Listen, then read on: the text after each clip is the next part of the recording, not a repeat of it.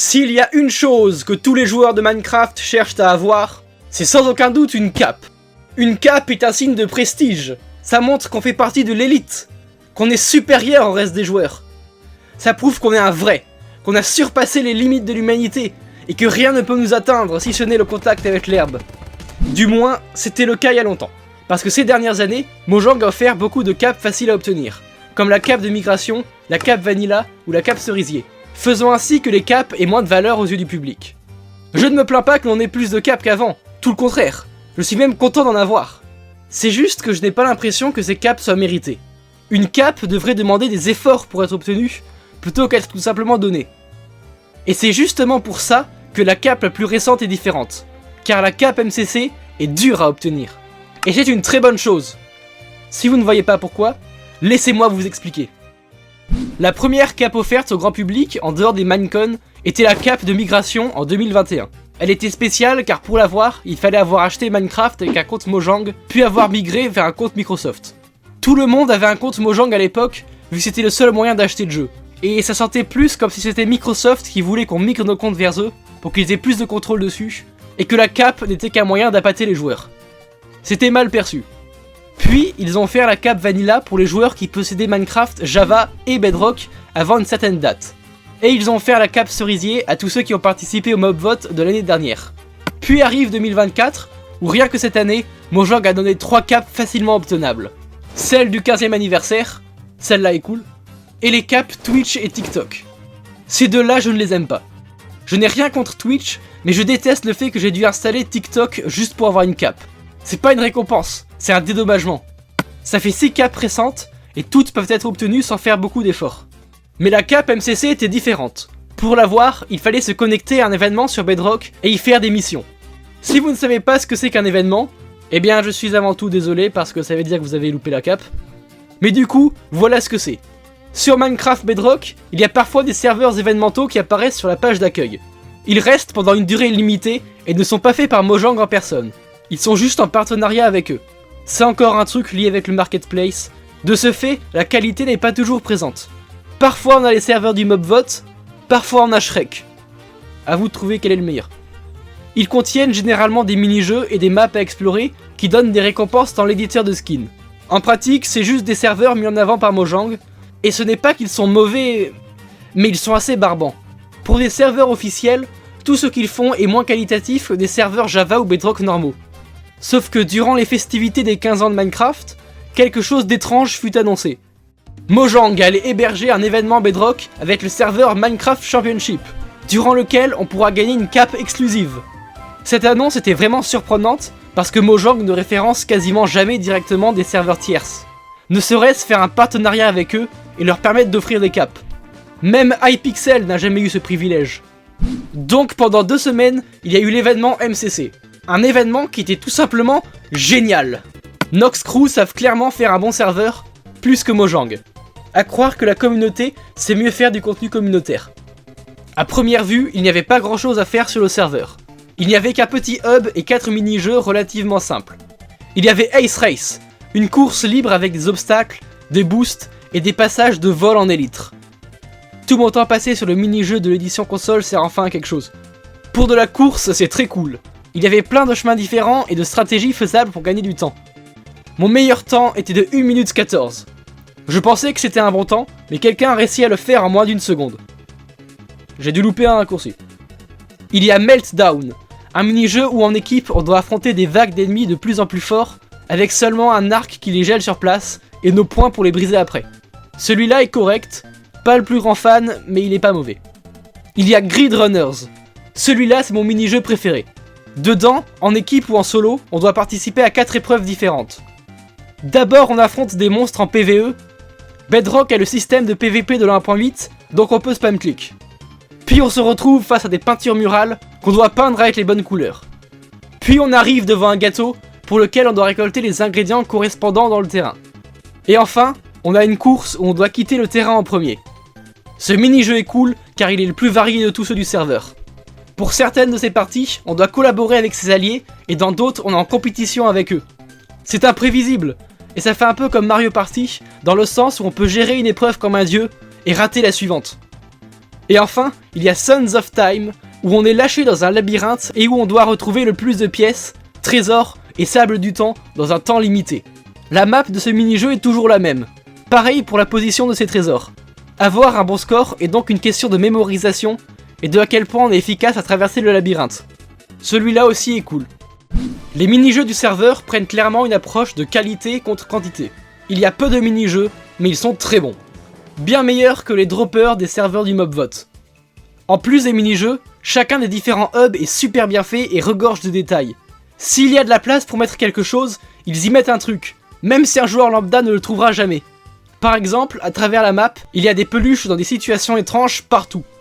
Il y en a qui mangent du gâteau, au sommet d'une montagne, en train de faire le rituel, sur le trône d'un McDonald's, ou dans une crevasse. Si vous voulez, le wiki a pas mal de ces images, elles sont marrantes. Un problème avec ce serveur est qu'on ne peut utiliser que des skins du magasin, pas de skins custom. Pour quelconque raison, je sais pas pourquoi ils font ça. Probablement pour qu'on en achète. Donc adieu mon pirate, je suis désormais Yo. Da. Il y avait aussi des magasins qui vendent des chapeaux et de la nourriture qui donnent des effets de potions. Certaines nourritures en particulier, comme les wraps, étaient pétées. Elles donnaient lévitation, jump boost et feather falling. On pouvait se rendre dans des endroits en dehors des limites avec, comme la zone réservée à ceux qui finissent Meltdown. Le serveur était déjà assez cool tel quel, mais ce qui l'avait rendu excellent est la présence de la cape MCC et la façon dont on l'obtient. Parmi les choses à faire sur le serveur, il y avait 15 missions à compléter. Chacune requiert quelque chose de différent en lien avec l'un des aspects du serveur. Les missions de mini-jeu demandaient de faire un certain nombre d'actions en utilisant des chapeaux précis, ou de finir avec un suffisamment bon score. Ces missions-là n'étaient honnêtement pas top. Certaines étaient amusantes au début, mais d'autres étaient réellement douloureuses à accomplir. Notamment celle de Meltdown qui lag à mort, et celle de Sands of Time qui sont tellement répétitives à farmer que ça devient lobotomisant. J'ai peut-être l'air d'exagérer, mais j'ai dû faire ça avec chacun de mes comptes alternatifs. 14 des 15 missions sont comme ça, mais la 15e et dernière était de loin la meilleure, et faisait en sorte que l'aventure en vaille la peine. Dans le hub principal, il y avait une caverne qui renfermait 7 peintures. Chaque peinture était un indice pour l'une des choses à faire pour finir la mission.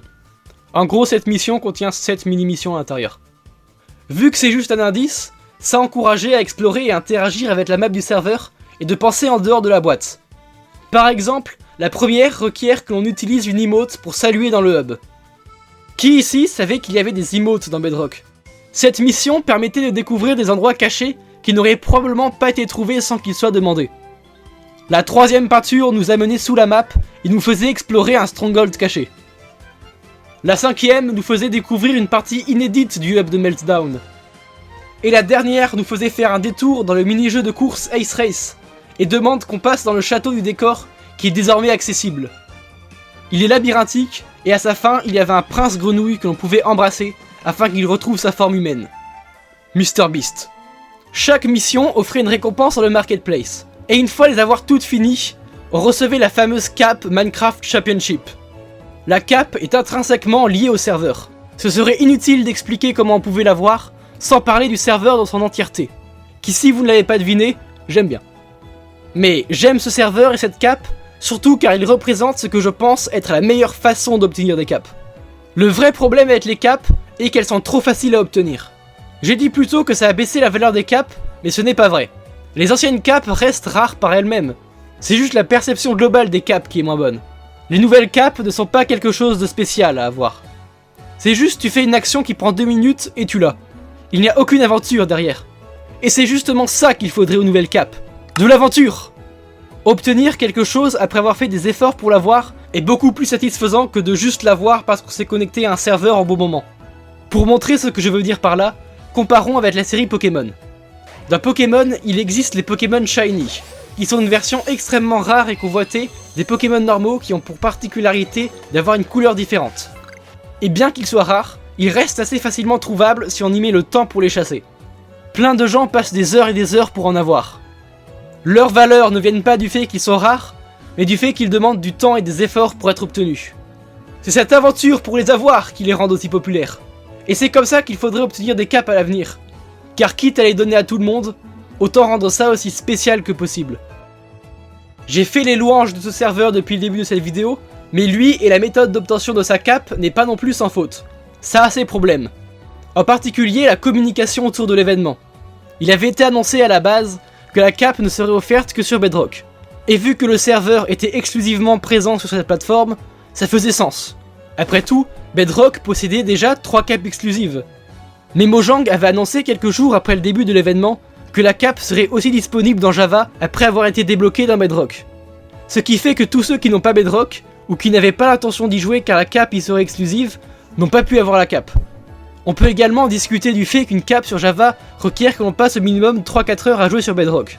Bien que personnellement je trouve que cette version est sous-cotée, beaucoup de gens détestent Bedrock et la voient comme une version inférieure que Microsoft aurait créée pour remplacer Java. Et les forcer à jouer à cette version n'est peut-être pas la meilleure idée pour changer leur avis, parce que le serveur, bien que bien, n'était pas en meilleur état techniquement. Il y avait beaucoup de lag et j'ai été déconnecté à de nombreuses reprises. Enfin, en vrai peut-être que ça pourrait être une bonne idée pour leur faire voir ses points positifs en dehors de ses défauts. Mais je suis mal placé pour estimer ça vu que j'ai grandi avec les versions console et Java. Je suis habitué à avoir plusieurs versions du même jeu. Ensuite, je dis que c'est bien que la cape soit dure à obtenir. Mais à l'avenir, il ne faudrait pas non plus que les capes futures soient trop dures à obtenir. Car parmi toutes les capes qui existent, la cape de Mapmaker Realms est surprenamment toujours obtenable. Sauf que personne n'en parle car elle est presque impossible à avoir. En plus de 8 ans, seulement 353 personnes l'ont eu. Ce serait dommage de rater une cape offerte, juste parce que ses conditions d'obtention sont légèrement trop dures. Mais en fin de compte, tous ces problèmes sont superficiels. Ce qu'on retient est que l'événement et la cape Minecraft Championship étaient excellents, et qu'il faudrait que Mojang distribue les capes comme ça à l'avenir. Avec ça, c'est tout pour cette vidéo. Si vous l'avez aimé, n'hésitez pas à mettre un pouce bleu, à laisser un commentaire et à vous abonner. D'ailleurs, seulement 3% de ceux qui me regardent sont abonnés. Donc n'oubliez pas de le faire, et avec ça je vous dis à la prochaine.